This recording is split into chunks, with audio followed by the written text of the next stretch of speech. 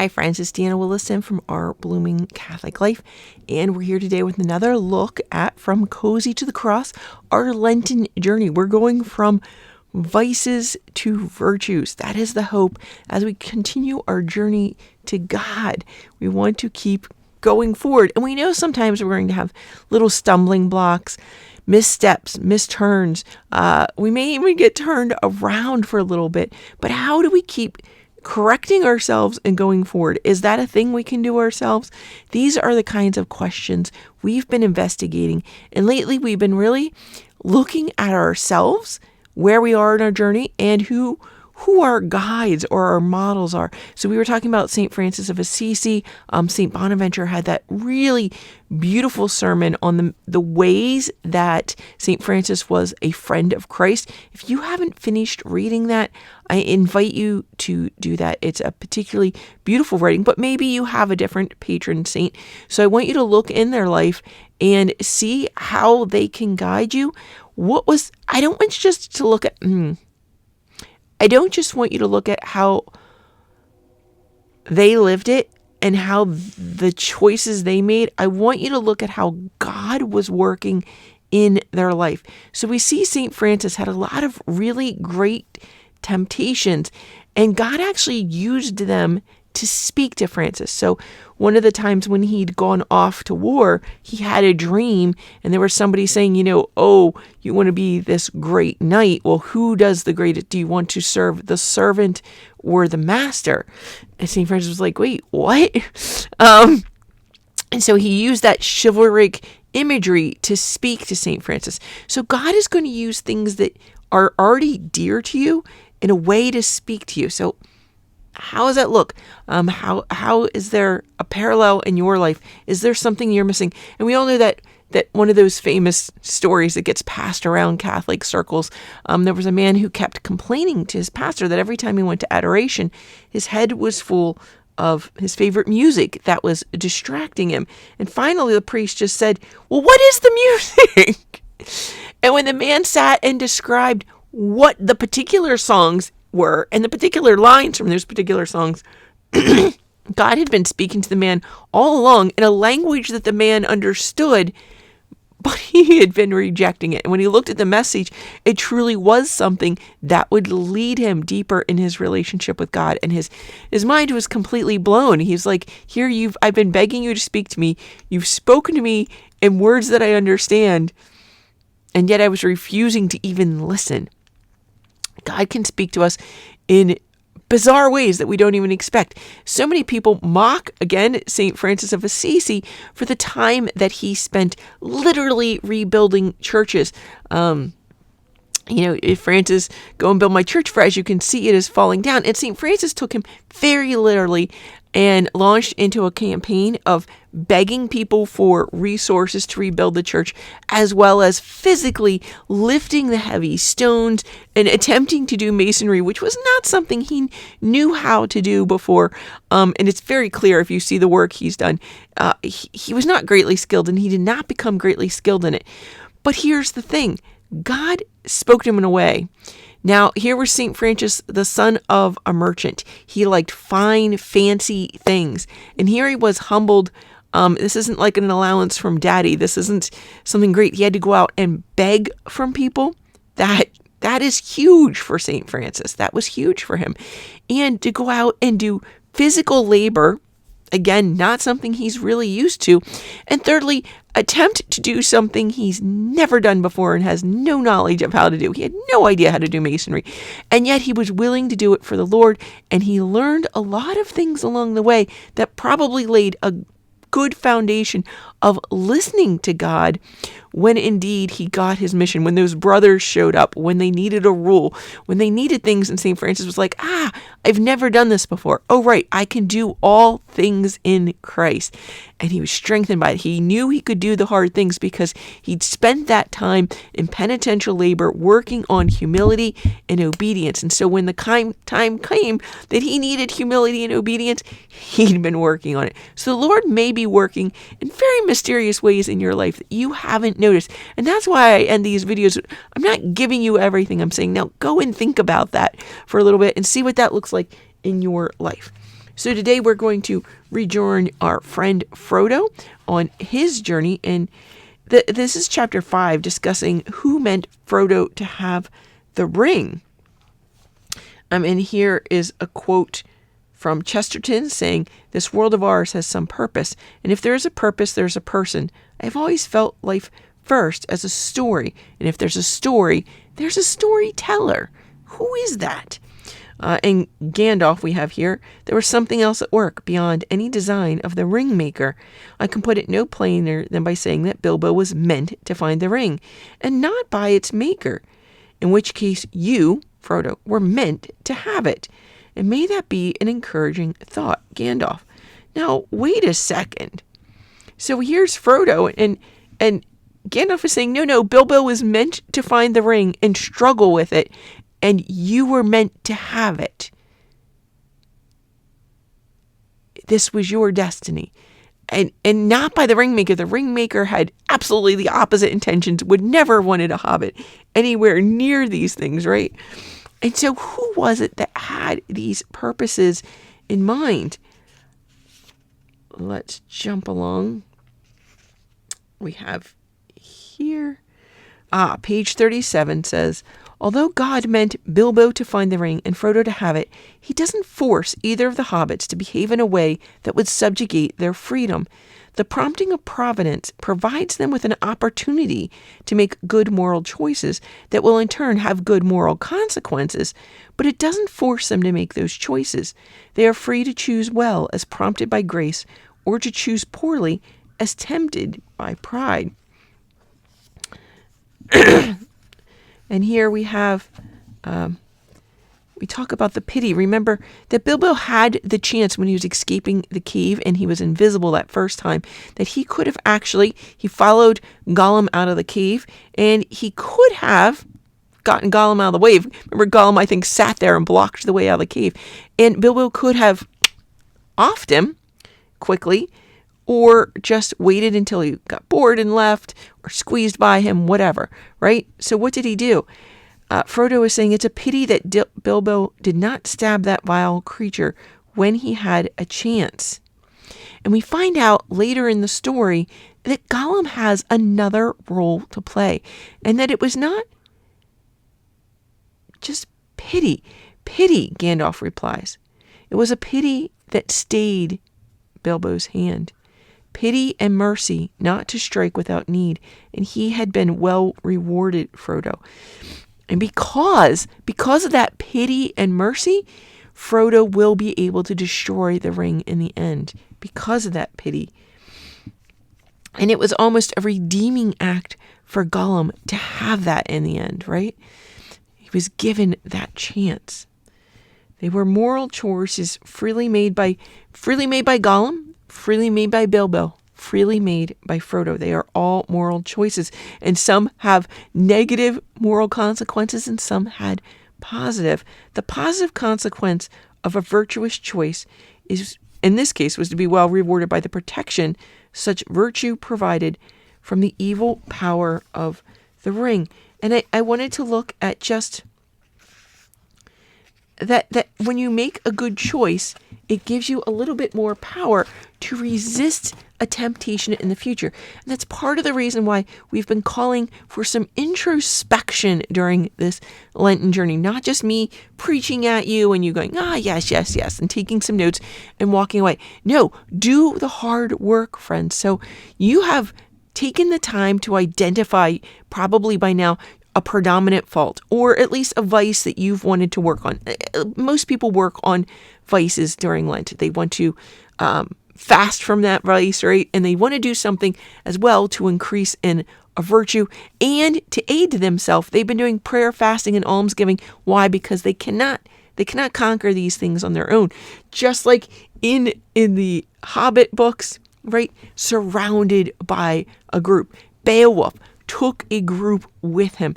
You need a group with you for moral support. So if you don't have an accountability group, Bible study group, or even if they're in a distance, some friends that you can text message, you need a community to help support you in making these choices. But as you make good moral choices, it's going to become a little easier. There's still always going to be temptations.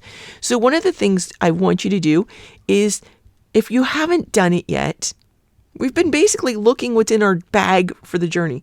And we've seen some good things in there and some bad things in there, right? And we want to be able to, like a guide who wants to be able to read the signs and the trails. I was a Girl Scout once upon a time many moons ago, and one of my favorite things to do was learn trail signs. There were trail signs that were made with either ways of arranging sticks or rocks in a trail that you could, and not just like making arrows, but there were certain ways you could stack the rocks that were clues to people behind you as to which way you had gone or to the correct way to go, right? Trailblazing symbols. These are things that you would leave. And so you wanted to be able to read the signs in the road. And sometimes we get to something and we see a sign that's saying danger. We're looking in our bag. Did we remember to pack anything that was going to help us? It could be a guide to what those rocks are. Maybe we've forgotten. It could be a little pocket knife in there that is helping us whittle points on some of these stones, or on some of the sticks as we're trying to leave things, so that we can get the stick to stick firmly in the ground, or scratching a mark on a tree with our pocket knife, right? These are tools that we may have needed to help guide us on our way. So we've now identified the virtues we're trying to get rid of, the vices we're trying to get rid of, and the virtues we're trying to grow in. And have we given ourselves any tool, or are we just looking at these things going, there's a hazard in the road and I don't want to do it, but I don't know another way. So you may need something. St. Francis, we know, like when I said before, when he met somebody and he was tempted, my clothes are better than theirs, and he didn't want to think that he was better than them. So he would stop and trade the person, and he would take the more threadbare clothes. That was one of the ways he had in his box. He said, okay, when I am tempted by goods of the world, I'm going to trade so that I have the lesser thing than the other person. That's a tool he had in his bag. So when he was tempted by worldly things, worldly glory or whatever, he would quickly trade that away to something so that he was always the least in the room. Okay, when he was tempted by lust, he'd go out naked and jump in a snowbank or whatever, But he also had a protective one, right? Remember, I said he would not hug women. That's not something he did. No physical touch with women. So he gave himself some protective measures, as well as, okay, that temptation's really strong. That got through that protective one.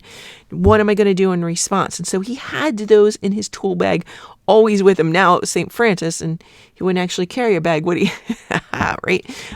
These are moral tools that we need. And so I want you to start looking at them. What's something that when you see you've done X, or you're tempted by X, what is it that you can do so that you can turn around quickly? You go, I'm facing the wrong way in the trail, spin around, go the other way. What's going to help to reorient you? Does that make sense? I'm going to read just a second here from the Modern Catholic Dictionary, one of our chunky monkey friends, by Father John Hardin. We're just going to read what free will and providence are. Again, it's mentioned a lot in the story, and so we may need to look this up. So free will, the power of the will to determine itself and to act of itself without compulsion from within or coercion from without. It is the faculty of an intelligent being to act or not act, to act this way or another way. It is therefore essentially different from the operations of irrational beings that merely respond to a stimulus and are conditioned by sensory objects. So on one hand, you have the animals who are ruled by instinct, right?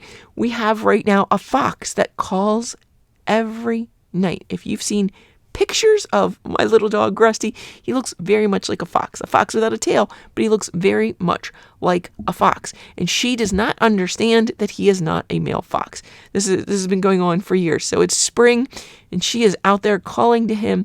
She knows when he goes out in the morning, and she knows when he goes out at night. So I've had to switch up his times and our routes because she is waiting for him.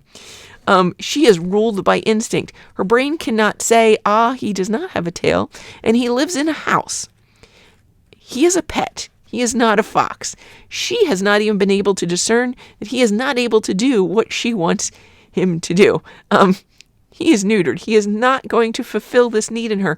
But her brain says, it's mating season. I'm a female. He's a male. Fox, I'm just going to call to him every night. She literally waiting for him in the yard. It's insane. But of course, she's not rational. I cannot convince her. Whatever great things animals out there can learn and be taught, she is ruled by instinct this time of year. Our house rabbits, oh, her name used to be Penny. I now call her Mary Martha. That's a longer story. But I call her Mary Martha, and she has been spayed the entire time we've had her. She has never had babies that we are aware of. And yet it's spring, she must dig. She digs out her litter box at least once a day, every day. Her brain tells her to go out and dig a nest. It's the only thing she has to dig. We try and give her safe papers and cardboard to dig in. She'll dig through anything this time of year. It's instinct. I can have this discussion with her every day, and she's not going to not do it. She is going to dig. She cannot help herself. And she's harassing her poor brother to pieces, and he does not know what to do. So again, instinct. But we humans are rational. But look at that last line. That are merely respond to a stimulus and are conditioned by sensory objects. You may smell something cooking and you're like, I need that. So maybe your neighbors are barbecuing. It's a Friday in Lent and they're out barbecuing meat. It may smell really good, but you are rational and you can make that choice to make that sacrifice for Christ and give up meat on the Friday. You can smell something beautiful out there. Your neighbor has the most beautiful flowers in your yard. When I was a kid, we had lilac trees all through our yard, and the bus stop was also in our yard, and the kids would show up every morning with knives and scissors and cut the flowers right out of the trees in our yard. Never ask us. They would smell them and say, this is beautiful, I need it. They were children. They didn't know better. But we never saw adults out there doing it. An adult would come and say, you've got beautiful lilacs. May I have some? And we'd say yes. And we'd show them which ones would be the ideal for them to cut, right? You can make those choices. So many of us, we see that bright, shiny thing. We get them all the time on our phone, an ad for a new video, an ad for a new clothing, scent, whatever it is. Oh, right now, the middle school girls are ruled with their facial care products. Like they literally can't help themselves. We need to be giving them the tools to resist that sensory. Shouldn't be ruled by their senses. If we can't teach our middle schoolers this, it's going to be insane when they kick into full-time puberty and they are ruled by their senses, right? We have to teach them young how to make these moral choices. So let's look at providence and see if it impinges on our free will or if it calls us to make moral choices. Let's see here. Providence. It's back on page 448. Providence is God's all-wise plan for the universe and carrying out of this plan by his loving rule or governance. The eternal world plan and its fulfillment in time are together called divine providence. As expressed by the First Vatican Council, God in his providence watches over and governs all things that he made, reaching from end to end with might and disposing all things with gentleness. And that's from Denzinger, number 3003. Divine providence is universal in that all events, even the most personal decisions of human beings, are part of God's eternal plan. It is infallibly certain because the ultimate purpose that God has for the universe will not fail, and it is immutable because God himself cannot change. God can't change, so his purpose can't change, his plan can't change. But of course, he's all-knowing, so he knew all the choices we'd make in the beginning of time before we made them. So he has already considered our free will. He just knows what we would choose. That is not the same as impinging on them. Knowing what you will do is not the same as forcing you to do something. That's something that people get stuck on sometimes. So what are some things that you are going to have? So now we've looked at our vices. Now look at what is the thing that tempts us in that vice. Okay, we all know one of mine is buying shiny new yarn. It's not necessarily the new yarn or the thrill of a new project, although I have that. I love organizing things and I love giving gifts. Almost all of my knit and crochet things are donated to the local hospital. So what is the thing it's being a princess. It's my husband saying, do you need a gift? And something in me always says, yes, I need the gift. And I don't. But it gives you a little thrill to be thought of in that way, and to be given a gift. And so perhaps something in that could be just reminding my husband that those lovely, thoughtful text messages throughout the day can be just as lovely. Even if he picked a flower from our own yard, right? It can be something simple. I know he's got some writing ability, and he's written me some lovely cards over the years, and he knows how much I delight in those as well. So it's really someone thinking of me. I grew up in some hard situations, and so the thought of somebody giving me a gift, let alone thinking of me enough to give it, is something that touches me to my deepest core. And then it being a thing. So many times my things, we'd go on vacation. A certain member of the family who did not go on those vacations, when they stayed home, would throw away all your belongings while you were gone and completely redecorate your room in however they decided you would want it. Nothing that was ever your taste, and your things would just disappear. Books, stuffed animals, clothing, it could all be gone, and you never knew. And that uncertainty has really, really done a number on me, and I'm not completely over that yet, because I still have that reaction. It's not necessarily that I want more. It's that I want that control. I want somebody to think of me lovingly and to offer me that control of choosing is part of it. And it's something that I really want. And so those are things that really speak to me. So I'm tempted to that. And so maybe something I need to work on is when my husband says, did you need anything today? That I quickly say, I have everything I need. Maybe just, maybe say a little prayer that I say before I respond to him, right? Reminding myself that God is such a beautiful gift, and he loves me always and forever. And I don't need things to tell me that, right? So that's just a personal thing, a little story to share there. Yours can be completely different. It's just an example. And so that's something I need to learn to do, because instantly, even if I was thinking of my husband before he said that, I'm instantly focused on myself. That's ugly. And that needs to stop. So I need to find a way to refocus back out. Yeah, I probably need to go journal on that a little bit, and so I will definitely let you go. But if you are someone who's trying to discern God's will, remember that's what St. Francis was originally doing before that San Damiano crucifix.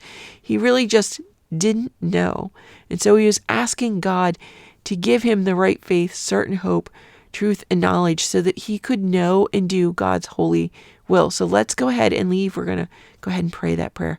In nomine Patris et Filii et Spiritus Sancti. Amen. Summe glorioso Deus, illumina tenebras cordis mehi. Illuminate the darkness of my heart, Lord. Sorry, that just hit a little hard there. I need to start again. Summe glorioso Deus, illumina tenebras cordis mehi, et da mihi fidem rectum, spem certum et caritatem perfectum, Domini et faciam tuum sanctum, et verax mandatum.